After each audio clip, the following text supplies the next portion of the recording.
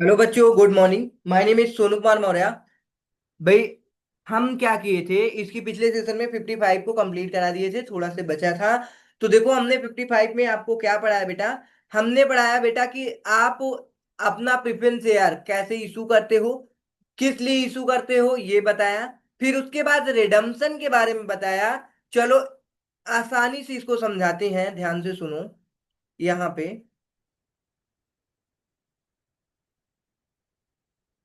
क्या होता है बेटा, जब आप प्रेफरेंस शेयर इशू करते हो, ठीक है ना, प्रेफरेंस शेयर इशू करते हो तो क्या होता है, इसमें दो केस बनते हैं। या तो आप एट कॉस्ट इशू करोगे, या फिर एट प्रीमियम इशू करोगे।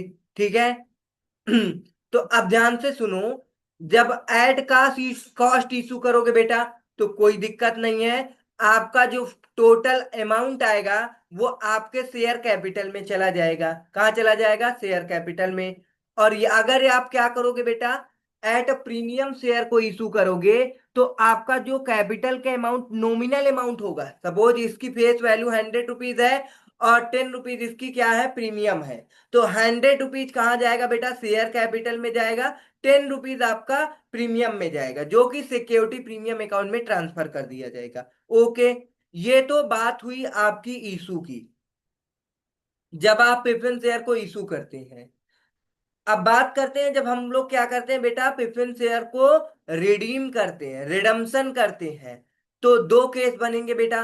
या तो आप कास्ट पे सारे लोग अपने आपने आपके शेयर तुरंत देने के लिए तैयार हो जाते हैं, तो क्या करोगे बेटा, केवल उनको उनकी नॉमिनल वैल्यू जितनी कॉस्ट बनती है उतना उनसे उनको पैसा दे करके उनसे शेयर ले लोगे। ओके। ये हो गया रिडम्पशन बेटा, कोई दिक्कत नहीं है। अब वो पैसा कहां से पे करोगे बेटा? आप प्रॉफिट से पे करोगे, सिंपल सी बात है, प्रॉफिट से पे करोगे। ये एक केस बन गया। दूसरा केस क्या बनता है बेटा, यदि आप क्या करते हो, प्रीमियम में मतलब लोग आपके शेयर देने के लिए, लौटाने के लिए रेडी नहीं हो रहे हैं, तो उनको क्या करना पड़ेगा बेटा, लालच देना पड़ेगा। लालच देना पड़ेगा क्या मतलब? भाई, जितना उसकी नॉमिनल वैल्यू है, ठीक है, उससे ज्यादा अमाउंट पे करना पड़ेगा। ठीक है ना।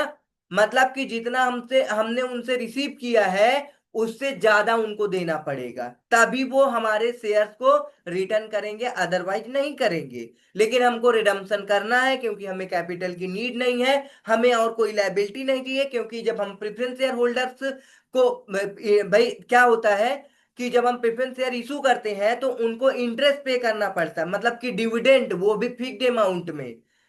चाहे आपकी कंपनी में प्रॉफिट हो या ना हो, फिक्स्ड डिविडेंड उनको देना ही पड़ता है। ठीक है। तो ये एक प्रकार से खर्चा है, समझ सकते हो, कंपनी के लिए। तो कंपनी अपने खर्चे कम कर रही है ना बेटा, तो वो अपना रिडम्पशन कर रही है। तो रिडम्पशन तो हर हालत में करना है। ठीक है। तो अब क्या किया जाएगा बेटा, कि जो उनकी कॉस्ट बन रही है, कॉस्ट से ज्यादा पे किया जाएगा। ठीक है। उसे बोलते हैं प्रीमियम ऑन रिडम्पशन।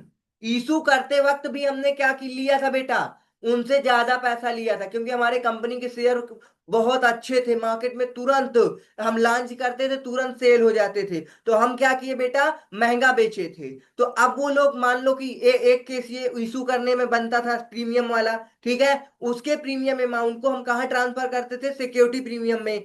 अब अब हम क्या है, बारी आती है हमको अपने शेयर वापस लेने की। ठीक है। अगर कास्ट में मान गए तो कोई दिक्कत नहीं है, कास्ट का अमाउंट हम प्रॉफिट से पे कर देंगे।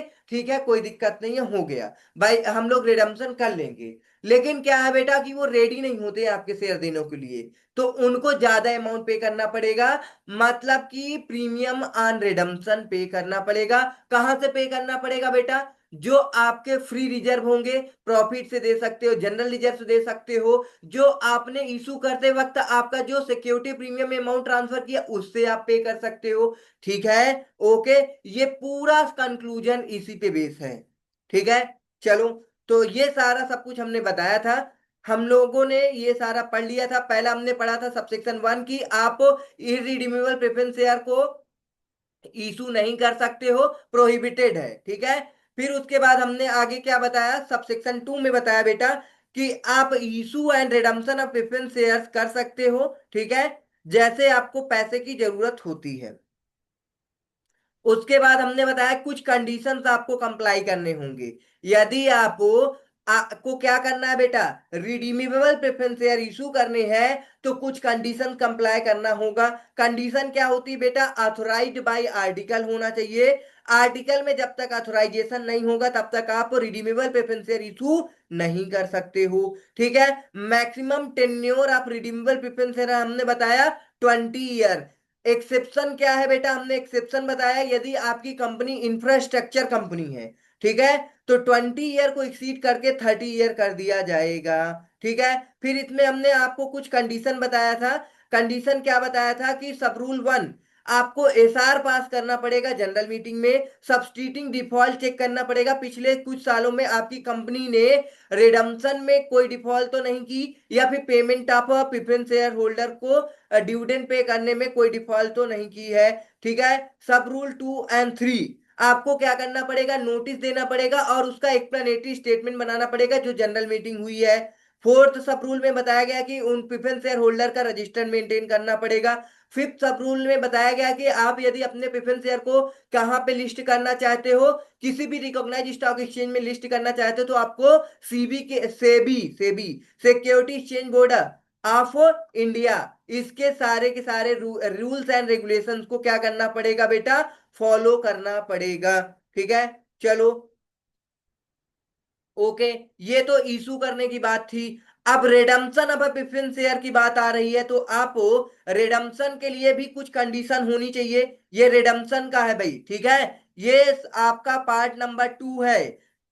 सेक्शन 55 में आपका पार्ट 1 बढ़ गया और पार्ट 2 आ गया ये, ठीक है। पार्ट 1 में इशू बता दिए, ठीक है, सेक्शन 55 में पार्ट 1 मान लो कि ये इशू का है, जो कि अभी ऊपर हमने बताया, ठीक है। पार्ट बी में क्या है, रिडम्पशन का है, ठीक है। रिडम्पशन क्या होता है हमने बता दिया है। चलो, तो देखो बेटा, रिडम्पशन के लिए भी कुछ कंडीशन होनी चाहिए। Payment end of premium on redemption if any, ठीक है। आप रिडम्पशन करते हो तो आपको प्रीमियम भी पे करना पड़ता है यदि, ठीक है। तो आप कहां कहां से preference share shall B redeemed out of, profit से रिडीम कर सकते हो आप the company which would otherwise be available for dividend, जो कि अवेलेबल है किसके लिए बेटा, डिविडेंड के लिए। या फिर क्या कर सकते हो, नए फ्रेश इशू करके शेयर, उससे कैपिटल रेज करो और उस कैपिटल का यूज आप रिडम्पशन में कर लो, ठीक है।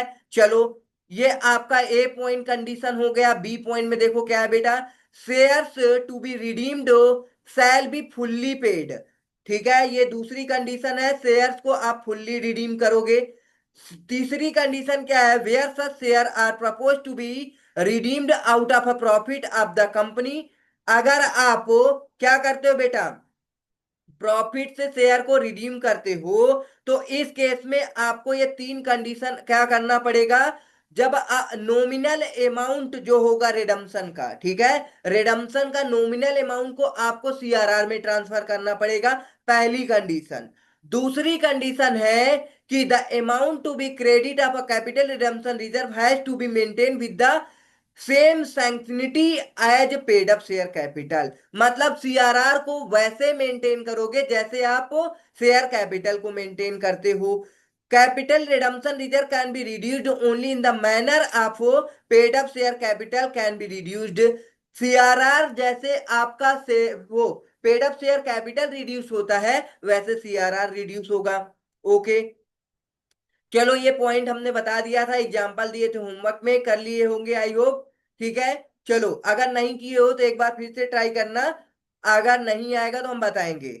अब sources of a premium if any payable eight redemption of a preference share, मतलब प्रीमियम क्यों पेएबल करना होगा बेटा, बताओ। आप अपने शेयर को रिडीम कर रहे हो, किस केस में बेटा, बताओ। At a premium, at a premium, ठीक है, एड प्रीमियम रिडम्पशन कर रहे हो, तो इस केस में जो ये प्रीमियम का अमाउंट होगा उसको कहां से पे करोगे बेटा, सिंपल सी बात है, जब आपने इशू किया होगा तो अगर एट प्रीमियम इशू किया है तो वहां से क्या आया होगा बेटा, आपका प्रीमियम अमाउंट आया होगा। जो प्रीमियम अमाउंट आया होगा उसे कहाँ ट्रांसफर किए होगे, सिक्योरिटी प्रीमियम अकाउंट में। इस सिक्योरिटी प्रीमियम अकाउंट का यूज कर सकते हो बेटा, ठीक है। प्रॉफिट का यूज कर सकते हो, प्रॉफिट का यूज कर सकते हो। ओके, समझ में आया। नीचे देखो समरी दे रखी है बेटा, बता दे रहा है, समझ में आ जाएगा। जब आप क्या करते हो, अपने कंपनी में अकाउंटिंग स्टैंडर्ड्स को कंप्लाई करते हो, ठीक है, तो आपको रिडम्पशन करना होता है आउट ऑफ अ प्रॉफिट, ठीक है, before such share are redeemed. जो आपने शेयर को रिडीम करने से पहले क्या किया है, प्रॉफिट बनाया है। यदि आप प्रीमियम में करते हो बेटा, तो प्रीमियम को आप कहां से पे करोगे, जो आपका सिक्योरिटी प्रीमियम अमाउंट होगा वहां से, या फिर कंपनी के प्रॉफिट से। सिंपल सी बात है। एनी अदर केस बनता है तो अदर। ओके बेटा, आई होप समझ में आया होगा। चलो, issue of further redeemable preference share. अब आपने क्या किया, रिडीम कर लिया, ठीक है, रिडीमेबल प्रेफरेंस शेयर्स को, ठीक है, प्रेफरेंस शेयर को अब फर्दर क्या कर रहे हो, फिर से इशू कर रहे हो, फर्दर इशू कर रहे हो, ठीक है। तो redeemable, if a company is unable to redeem existing preference shares or pay dividend, मतलब अपने एग्जिस्टिंग शेयर को रिडीम करने में क्या है बेटा, वो अनेबल है, प्रेफरेंस शेयर को डिविडेंड पे करने में अनेबल है। तो इस केस में आप क्या करोगे बेटा, फर्दर रिडीमेबल आप उस प्रेफरेंस शेयर को इशू कर दोगे, ठीक है। Where a company is not position to redeem any preference shares or to be dividend on such preference shares called unredeemable preference shares in accordance with the terms of issue, then such company may issue further redeemable preference shares to the holder of unredeemable preference shares equal to the amount due, including the dividend thereon, which the consent of the holder of 3/4, ठीक है, 3/4 consent आपको मिल जाएगी सारे share holders के। तो आपका redemption का period complete हो चुका है, फिर भी आप उसे रिडम्पशन नहीं करोगे, वो अनरिडीमेबल प्रेफरेंस शेयर हो जाएगा।